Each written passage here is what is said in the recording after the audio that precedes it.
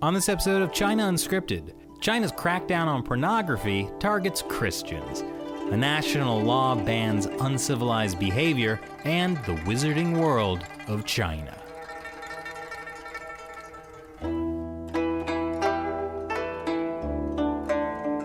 Hi, welcome to China Unscripted. I'm Chris Chappell.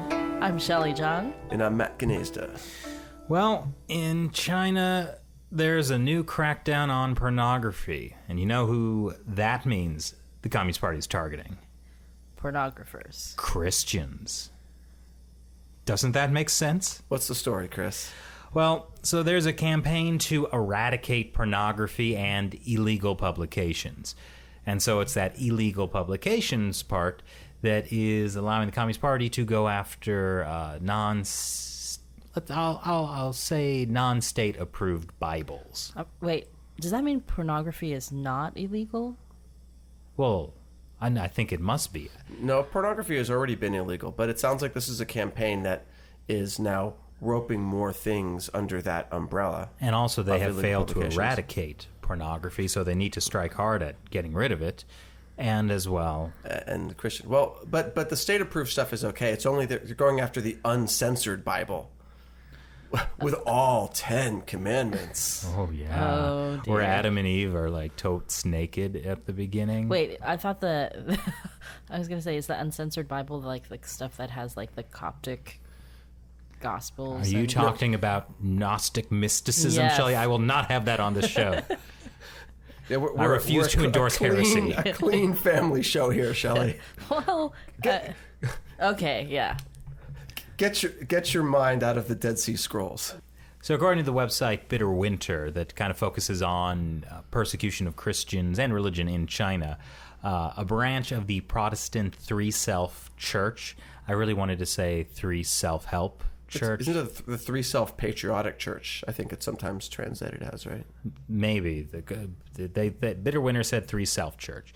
It's in the Liaoning province. They were fined basically $1,400 because it was discovered they had South Korean versions of the Bible. And that's apparently not okay. What's in the South Korean Bible that's not in the Chinese Bible? That's a very good question, but I can let you know one is full of illicit References stuff. to God. Yeah. And so also... Well, I mean, wasn't there that one city, or was it a province that removed the first commandment, right? I am the Lord thy God. You shall have no other gods before me, right? Like, that was removed because it was considered problematic for the Communist Party. Right, that's the one that seems optional out of the commandments, right? The first one, I mean, if you put it at the top, it can't be that important, right? Right, you want to build up to... Yeah. Okay. I actually don't know I can't think. What's the order 10th, of all the 10 commandments. It's the 10th one. All right. Covet thy Catholic neighbor. school, 7 years of Catholic school education. Let's go. The first one is about the God, no God before me. Second one is, I think, keep holy the Sabbath, perhaps. Because I know it's like the first ones are about your relationship with God, then it's your relationship with others. So third commandment is that thou shalt not murder, steal, adultery, covet neighbor's goods. I'm off. You're already way off. I'm way off. Wow. This is why I should have been reading the Chinese state-approved Bible. It would have been much easier to remember the one single commandment: honor Xi Jinping.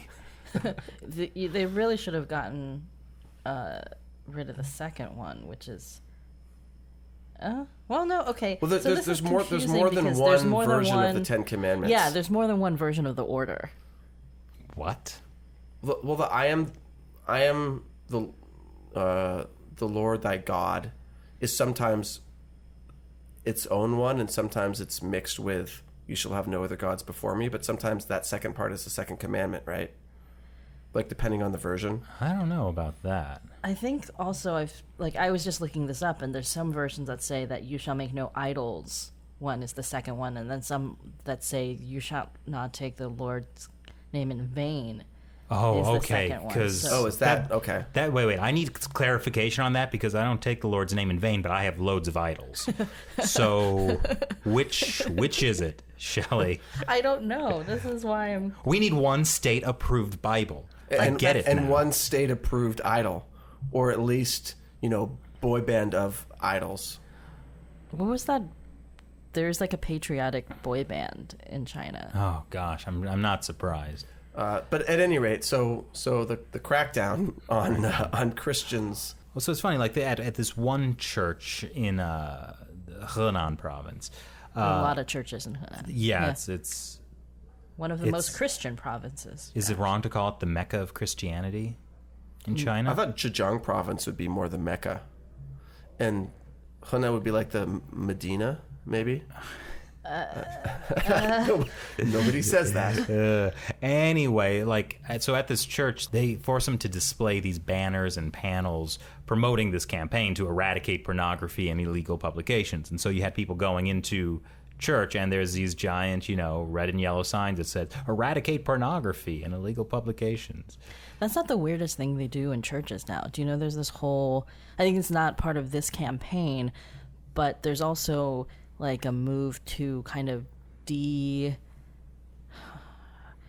make churches more secular. Mm-hmm. So I think Bitterwinter had this video of it's a church, and it's like they're forcing them to use it as a general kind of like community rec center kind of thing. So there's a church and a big cross hanging in the background of like some kind of play or musical about Red Guards is going on in front of it. So it's, or it might not be the Red Guards. It might have been like the People's Liberation Army. They're wearing like the blue uniforms and marching around with like bayonets and like singing about the party with like the red flags and stuff like that. And like behind it is a giant cross. It's a very interesting comment about keeping a certain space holy. And when you break that down, then like you maybe break down the content. Because I was thinking about like when we were in Hong Kong in July and we went to interview Cardinal Zen of the Catholic Church. Like originally we'd wanted to set up in the chapel because it had better lighting and better background. And then Cardinal Zen, like we were like halfway through setting up, and he's like, he came into the room and he was very polite, and he said, "Is this going to be only an interview only about church doctrine?" And we said, "No, we're going to ask you about a range of issues, including the persecution of Christians in China." He said, "Okay, well, this is like a sacred room, so we can't do an interview in the chapel about non-church issues. So let's go into a different room," which we did. Well, it's interesting you point that out because some of the secularization of churches is not just like specifically communist propaganda in the churches. It's also things like, we're going to do folk dances in the churches, or like karaoke, folk dance singing. Just kind of trying to erode the sense of this being a sacred space. Yes. I mean, I can really appreciate that. Like the room I devote to my idols, it's just for the idols. And that's amazing. And since you have such a tiny apartment, I know, Queens, but it's even a New York apartment, it demands blood for the blood god. I really hope the police don't come by my apartment now.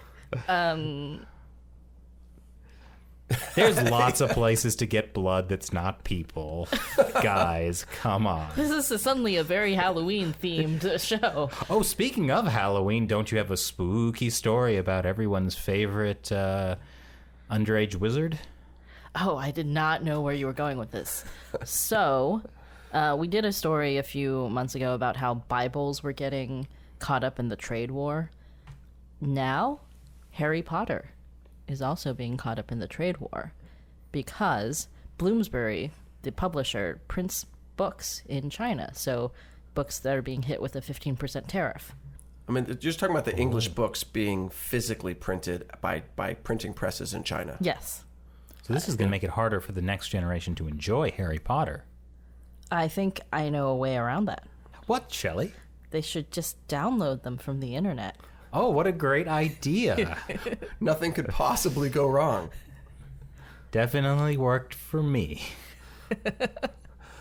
But I mean, it does also the tariff on importing books printed in China could potentially go towards solving another problem, which is that when you print books in China, especially the last couple of years, there's been an increasing push by the Chinese printing presses themselves to demand censorship of content before they will do the physical printing.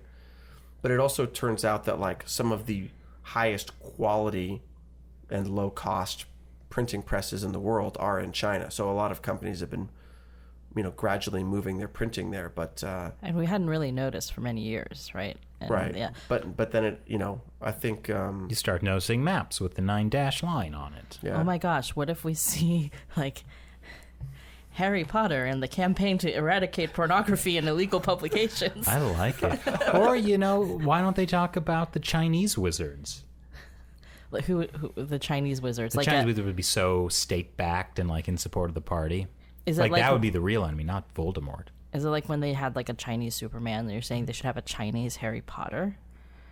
No, I think just like what is happening in the wizarding world in China in the same universe as Harry Potter.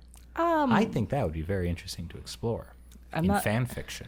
Oh, in fan fiction. Okay, I was gonna say J.K. Rowling got in trouble kind of because she started expanding her world to like America and things like that. In Notorious Beasts and there was something. like, she tried to like tie the history of magic in America to like the Native Americans and stuff like really? that. There was some kind of controversy. I forget now. Is it as much of a controversy as when she said Hogwarts didn't used to have bathrooms? They just made their little poo-poos in a corner and used magic to make them disappear. That's a real thing. She actually said that. Did we talk about this before? I don't know. I don't care. And we're saying it again because it's incredible. Like They just like I accidentally read an erotic Harry Potter fan fiction without knowing, but the author made that little contribution to the universe. I mean, and I'm the crazy one. No, that's the real thing that J.K. Rowling actually said, that they used to just like go in the corner and then disappear their Business. But doesn't she, as the author and creator of this world, have the right to like create the rules how she wants? Yeah, she does. Hey, that's what Lucas tried to do with midi-chlorians, and like you see how that went. People weren't happy. Disney bought him like the Star Wars franchise for him for billions of dollars or whatever. Yeah, it was like $4 billion or some stupidly large amount of money. I think $1 billion. But yeah, you don't hear much about midi-chlorians anymore. Anyways, what do you think the wizards in China are doing in the context of the Harry Potter universe? There's probably lots of dragons. Like with the massive amount... good point. Oh yeah, they'd have their own kind of Chinese-centric mythical beasts, the qilin and stuff.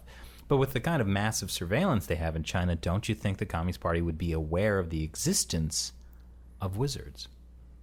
But the British government is aware. Like, isn't there That's some true, kind but of... the British government is kind of like, okay, like they'll just let them do their own thing. I can't imagine the Communist Party doing that. Unless the Communist Party is run by dark wizards. No, I was going to say, what about the three self-patriotic wizarding schools?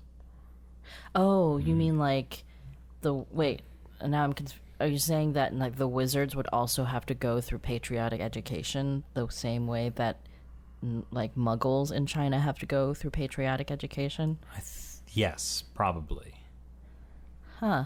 And if you belong to one of those like, underground wizarding groups, you'd be persecuted and sent to a concentration camp in Xinjiang. I don't know. I think that would make sense. They could just teleport you there. That would be, go through one of the Well, this is through why the toilet or something. the Communist Party would need to have dark wizards of its own, because they wouldn't tolerate the existence of this magical group of separatists. Magical separatists. Yeah, magical separatists. So are you saying the like dark wizards would have to be like in the Politburo? That's what I think. I think the only way that like those two worlds can coexist is if the evil wizards were actually controlling the government, and that would make a lot of sense historically. Why the Communist Party was so evil? They actually are practicing dark magics. So in this, That would explain like Jiang Zemin looking like a 95-year-old walking corpse. Or a toad. He is actually a toad that has been magically transformed into the shape of a human. That makes sense. This theory is pretty good. Yeah. You have something to add, Shelley? No, I'm just trying to wrap my mind around this. Are you saying that Xi Jinping is a dark wizard too? Possibly. But Jiang Zemin is a toad, so they don't have to. Well, it could be homunculi. Actually, Xi Jinping is actually a magical yellow bear. And then he could just conjure up as much honey as he wants. That's right. Yeah. I mean, it makes sense. He talks and kind of acts like a person. Wait, now we're in a Disney, like 100 Acre Woods, Harry Potter crossover. This is real fan fiction happening right now. And then Darkwing Duck shows up. Oh no! And then Sailor Moon. And then Inspector Gadget. Oh boy, let's start shipping people now. No, I don't want. Or we can talk more about China and actual news. I'm really afraid of who you would ship. However, I want all of you listening to leave not just comments. I want you to write up a little something about the wizarding world of China.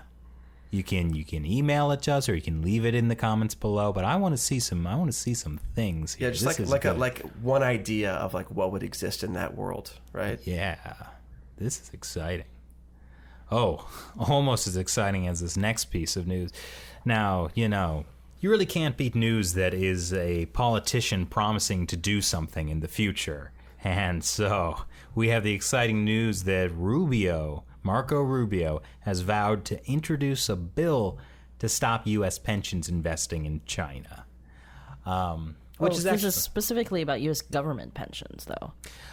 Yes, government pension funds from investing in Chinese stocks. So they could actually have some power over that versus, just stopping any old pensions. Yeah.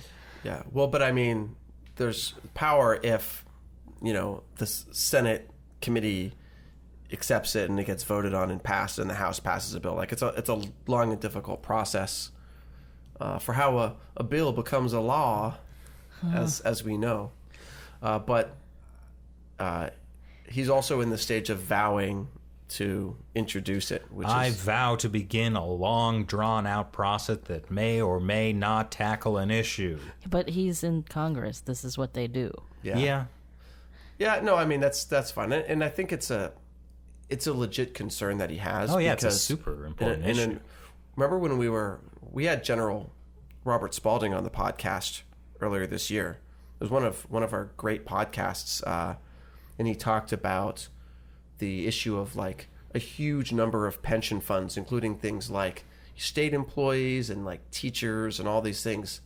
They've got like portions of their money are tied up in Chinese enterprises, even things like through, several different connections, like, your pension money would be linked, invested in a Chinese index, which tracks a Chinese company, which is handling construction for military bases in the South China Sea.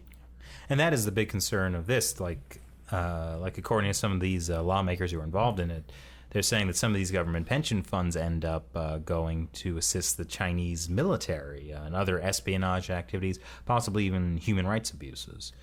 Yeah, well, and it makes sense because it's once your money goes to a Chinese, it doesn't make sense, Matt. It makes renminbi. But I mean, the lines get very blurry when you do. Well, it's because investing. Chinese companies are very, what's the opposite of transparent? Opaque. Yeah. So they're opaque. Okay. They're extremely opaque. So, yeah, and all the stuff with the dual use technology and things like that. There's so much that, we are investing in a facial recognition company. Uighurs. Oh, that is something I wanted. You've mispronounced that word, Chris. It's not Uighurs. Oh, yeah, this is my favorite comment that we got on a video last week, which was somebody saying with such confidence, You got Uighurs. You guys, it's pronounced Uighurs. Yeah, the persecution of the Uighurs is really out of control. This is actually something I wanted to mention earlier. Like, you do hear a lot of news about the concentration camps for Uighurs or organ harvesting from Falun Gong practitioners, and sometimes you do miss out on it doesn't really make headlines, but like there is a massive persecution of Christians going on in China right now that is ramping up. Yes, although I think it's not quite to the level of what's happened to the Uighurs or the Falun Gong. No, that is true, but they're still being pretty heavily targeted. Yeah, but there's also the number of Christians in China is smaller. Right? Smaller. Is it smaller than Falun Gong and Uyghurs? I don't think so. There's a huge number of Christians in China. Is it in the tens of millions? But a lot of them are belonging to either the state-run Protestant church or the state-run Catholic church. I was talking to somebody about the Chinese state-run churches, and she was saying that she had tried to go to one, like a Protestant church in China.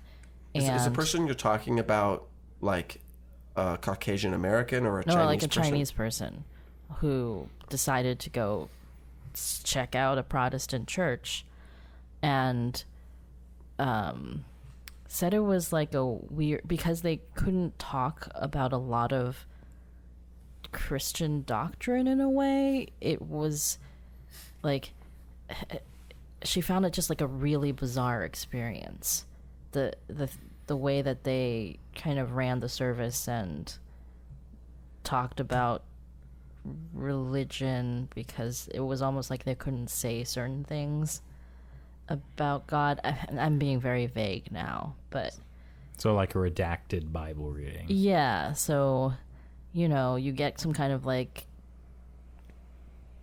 religion that's kind of like self-help, but like not in a very it's like very restricted. But then I started thinking about how Amway is very, very popular in China, and these Amway, like these kind of multi-level marketing businesses, and I actually think it's because they're somewhat replacing the spiritual vacuum that's in China. Multi-level marketing is replacing, because Amway is filling the spiritual vacuum. Amway, like multi-level marketing companies like Amway, they talk a lot about like self-help stuff. Like it's very kind of like self-improvement oriented, and then like a lot of like you can do it, and like so it's like a community, and it's like this is somewhat more like specific to Amway and not in general multi-level marketing. Yeah, there's a lot of multi-level marketing companies in China, right, but a lot of them are like scams. Yeah. To the degree that there's this a spectrum of multi-level marketing. Amway is one of those that's kind of on that end of the spectrum where like they've been around for a long time. Yes, people who do it can make a lot of money, but most of them don't. But like they're not like it's not a rip-off in the way that some are designed. It's not a Ponzi scheme. I've never been involved in Amway, but like from what I know about it, I had a roommate who was involved in Amway.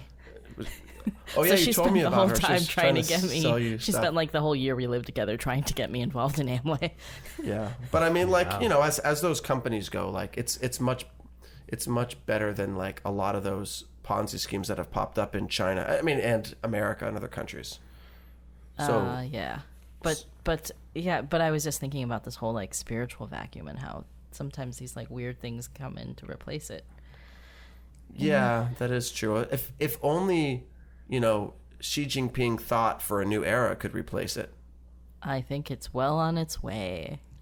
Nothing fills a spiritual vacuum quite like a room full of idols. Let me just throw that out. I mean, I have been you've been in those like Chinese stores that have just kind of like the weird, like random knickknacks and stuff like that, and they have in the back just like a bunch of porcelain like Buddha statues and stuff, and then like also all the Mao statues and the Guangdong. Are you accusing them of idolatry, Shelley? Of Mao specifically? No. I mean, it is. Didn't we see something about was this also on Bitter Winter where they were replacing like Buddha statues with Mao statues? Oh yeah, I think I heard something about that. Yeah, it's very like sometimes what happens in local areas in China is that, well, this is how policy is implemented in general, which was there's like a top-down campaign or whatever, or some kind of political campaign, and then they're just, however you implement it, like it's not like organized and whatever. It's like the people on the bottom being like, all right, we have to follow this directive. How can we do it? And sometimes they just have really weird ideas. Well, speaking of that, something like that has just happened again recently. State-run China Daily is reporting that there is now a new nationwide rule for the subways banning, quote, uncivilized behaviors on subways throughout China. I guess specifically that relates to like eating and drinking, standing on seats. Why are you standing on seats? And my favorite part about the subways, showtime. Oh, I pretty sure there aren't breakdancers on Chinese subways, but you never know, I suppose. But I mean, it's one of those things where they've got a national law, but they don't have a national enforcement mechanism. And so, like, ultimately, subway regulation, like, probably ought to be left up to the local cities themselves. But, like, this isn't, like, a regulation about subways. It's, like, subway behavior. Yeah, but, like, there's no way for the national government to regulate subway behavior. No. So maybe it'll damage your social credit score. In cities that have implemented that, right? Right, but then it's also since going there's to be cameras everywhere filming you doing this uncivilized behavior, like eating. I mean, actually, that makes historical sense in the context of the Chinese Communist Party. They've been very anti-Chinese people eating. No. Oh, it's a famine joke. Oh my gosh. Okay.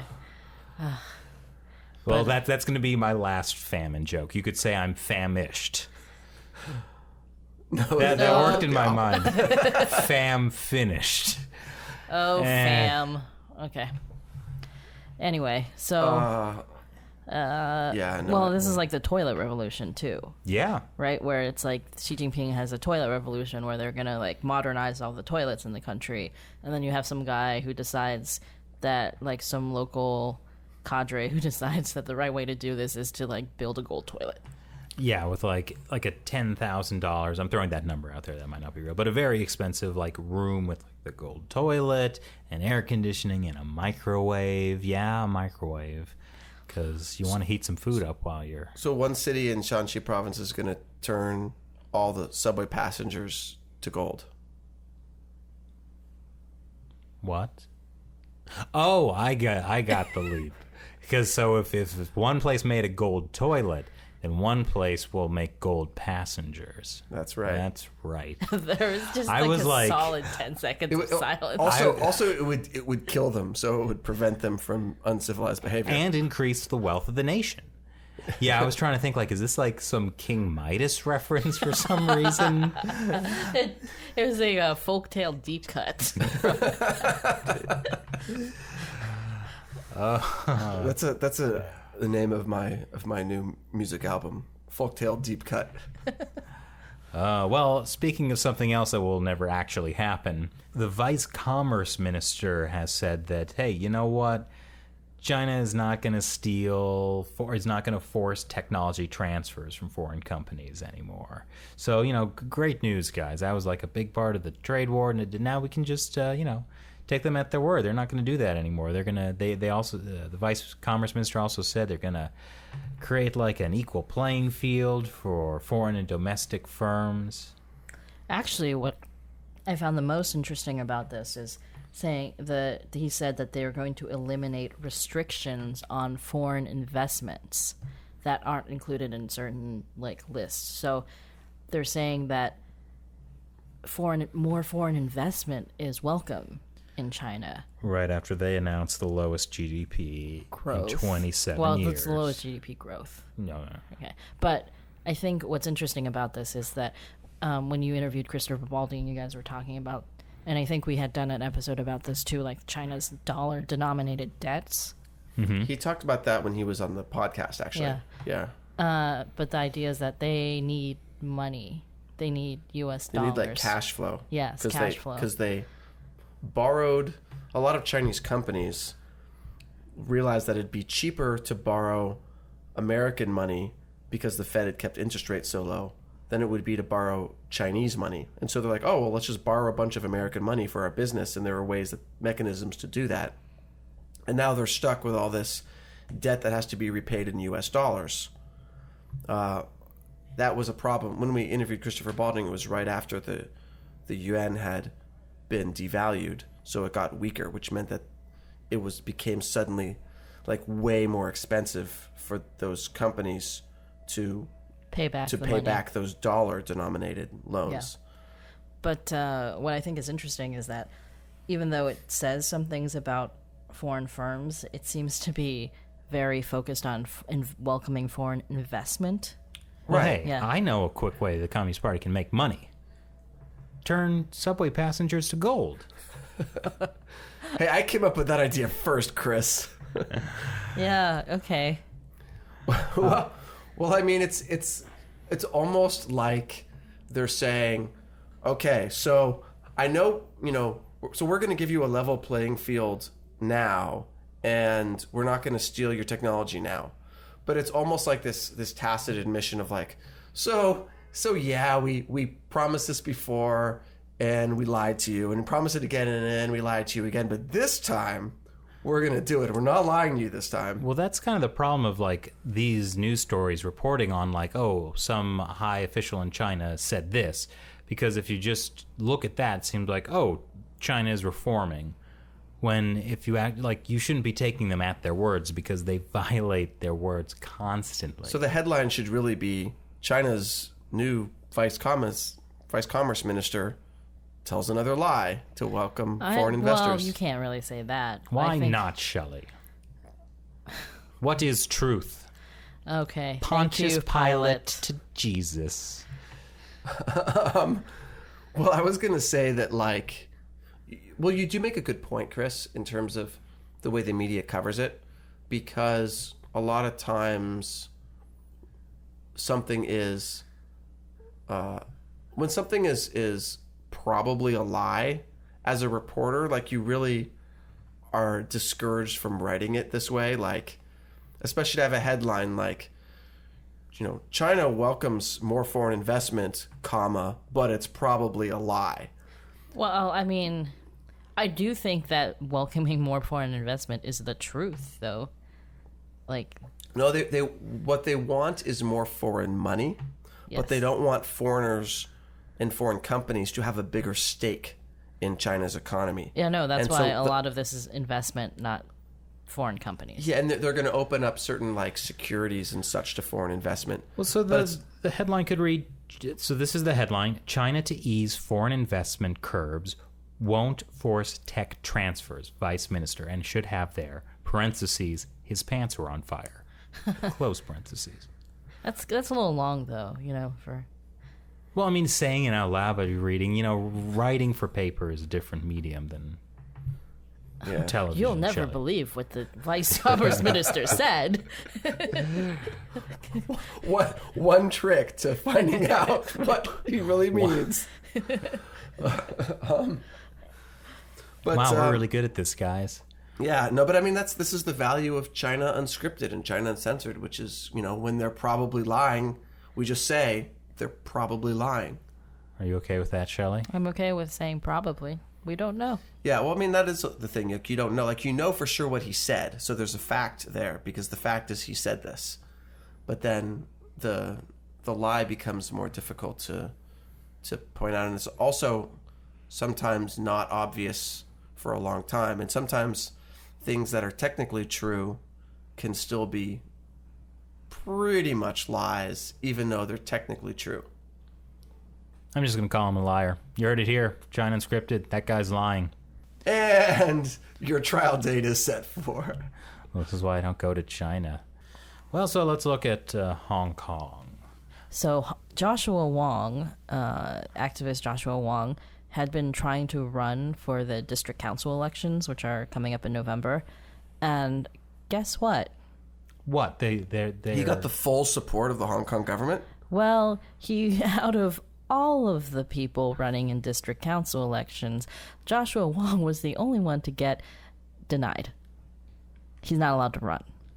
But that's because he's a dangerous criminal, right? No, Who's no. been in and out of jail. It's not because he was in jail. It's because they decided that Demasisto, the political party that he belongs to, advocates for self-determination, which is autonomy, which is not the same thing as independence. It's just Hong Kongers should be able to decide, what their own government should be, etc.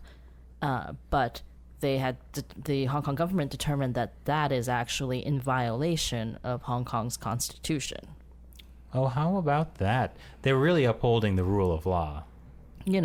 Also, they'd use the same excuse to ban another Agnes Chow from running from another election. She was also from Demasisto. So this is why people are protesting in the streets. Like, this is just like a textbook example of people who are like, oh, well, why don't you, vote in your representatives? Because they're blocking the opposition from running. Yeah, they don't. I mean, up till, even more than 6 years ago, people were not being disqualified from running if they were pro-democracy, but now they are. Yeah, it's become so transparent what's happening in Hong Kong, which, what's happening in Hong Kong can be a little complicated to explain. I've had a lot of challenges doing it. Fortunately, I know somebody who explained Hong Kong in a way everyone can understand. And we can play that Chris? Well, no, we can play this clip. What clip? Of PewDiePie. Oh, okay. Yeah. The next meme needs a little bit of context. It's the whole dispute with the Hong Kong and China. For those of you who don't know, Hong Kong is a semi-autonomous state from China. It has its own law system or jurisdiction. Then out of nowhere, someone from NBA tweets something saying, I support Hong Kong. And then NBA is like, oh God, we need Chinese money. China is like that one person on Twitter that can't take any criticism. So that was PewDiePie, the biggest YouTuber in the world, telling more people about Hong Kong than we probably ever will. Well, Chris, this is why you should have started a Let's Play channel 7 years ago. I think that's what the conclusion is. Yeah, so we just get in a time machine, and go back 7 years, start an alternate timeline. You know what? Now, I'm just saying, I know a guy. It's not me, but I know a guy who has a room full of idols, and one of them is the time god. And if we make the right sacrifices at the right dates, with the right phases of the moon, maybe. If we went back 7 years, that's what you would do? What else would I do? I don't know, but it seems like there could be other changes to be made. Like what? 2012. What would I change? I would tell people the world does not end. That'd be mostly accurate. That would be mostly accurate. I mean, if I were to go back in time, the only thing I would say is, guys, China is trying to take over the world. They're infiltrating Hollywood. I'd be saying all the things that I said. I think just wait 5 years and then everyone else will be talking about it. Actually, what you too. should do is just bet on sports teams. But I haven't been following that. I would need to first get that information before the sacrifices. Imagine if there were some. Oh my sort God, of, you'd like, have to do sports some betting manual. research.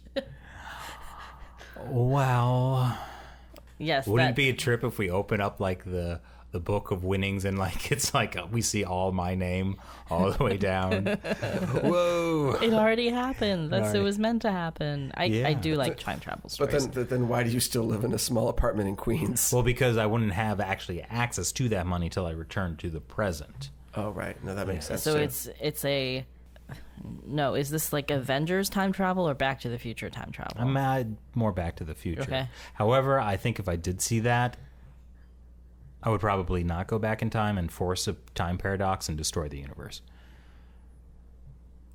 Better not to destroy the universe. Why? I mean, if you had that power. Balance, Matt. Everything could be balanced. If only you destroyed half the universe. No, all of it. Like, the scale will obviously be balanced if there's nothing on it. Right? Wow, that is true in its evil genius. So you basically got to where Thanos ended up. Yeah. Okay. But Yeah. that's your first step. That was my first step, which really, that's why. Speaking of horrible autocratic leaders, there's some talk that Carrie Lam might be replaced, at least according to a Financial Times foreign policy. Financial Times article that,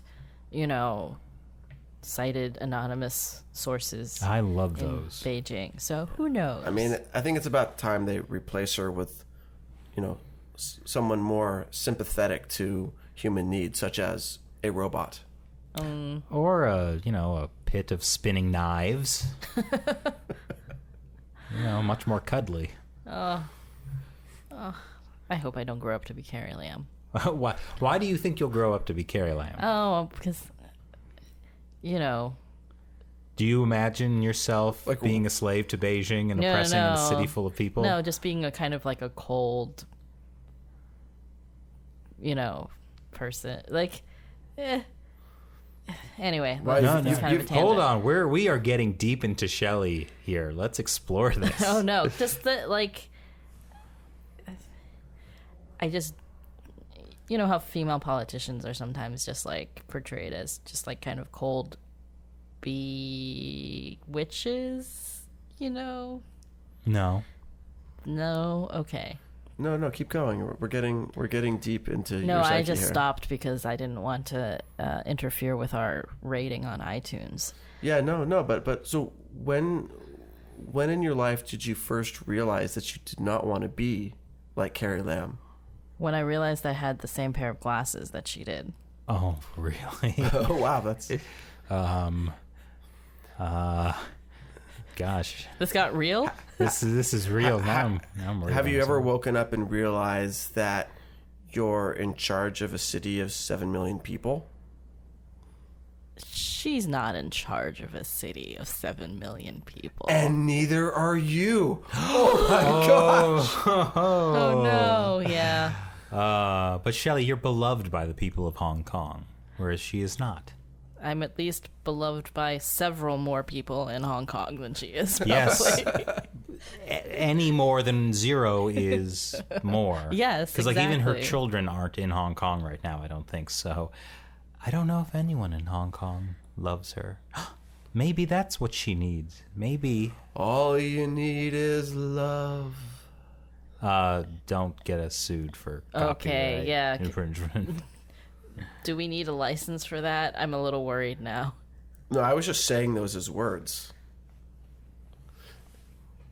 Chris, do you have to take any copyright classes when you were I getting actually your music worked in composition? music licensing for a time. Yeah. Oh, right, because you have a master's degree in classical This was music before I composition. got that, actually. Yeah, we could be in trouble for that. So Let me just say that again without the song, okay? it's okay. As I said, the appropriate sacrifices at the appropriate phases of the moon can solve most of your problems in life when done to the appropriate idol. An American Idol. It's Kelly Clarkson. Whatever. We have fun together. Oh, really? I thought of you more as a... No, I can't think of another American Idol winner. Yeah, just she was the first. There's she was one the called best. Philip Phillips, right? Yeah, I think there was a Chris somebody. Yeah, we're not good at this. No. I think you need to spend less time paying attention to China and more time watching American Idol. Do you think the song, Miss Independent, whatever happened to Miss Independent, is she's talking about Carrie Lam? No, I don't. Shelley? Obviously. Obviously she was, or... Well, Carrie No, Lam was obviously. she was when she was young, she was a protester and all yeah. this stuff. Yeah. Very against the British colonial rule. I don't know if it was specifically what the protest was, but I did see the photos of her marching, Yeah. and it was kind of a bizarre, whoa. Yeah. Yeah. Well, I guess you can at least give her credit for not coming full circle. What does that mean? Well, you draw the I don't know what that means. What does that mean? Well, I thought you had this type of theory that Carrie Lam was secretly for the protesters all along. That's right. Thank you for reminding me of my theory. It's like the fourth part of that meme of like universe brain or whatever, you know? Oh, galactic brain. Galactic brain? Yeah, galaxy brain, yes. Galaxy brain. There we go. Yeah. So the galaxy brain theory on I just Carrie want to Lam. point out we are now using memes to explain Hong Kong, just like PewDiePie. Carry on, Matt. No, Chris, so what is galaxy brain theory on? Oh, well, so Carrie like Lam? the unenlightened brain would be Carrie Lam is an oppressor. The next one where there's like some light shining from the brain would be, I should actually make this, would be like Carrie Lam is a puppet of Beijing. The galactic one is... I think you're missing one, but Well, go yeah. on to the galactic And the one. final one is Carrie Lam is actually using this, is being so horrible to fuel protesters to undermine Beijing.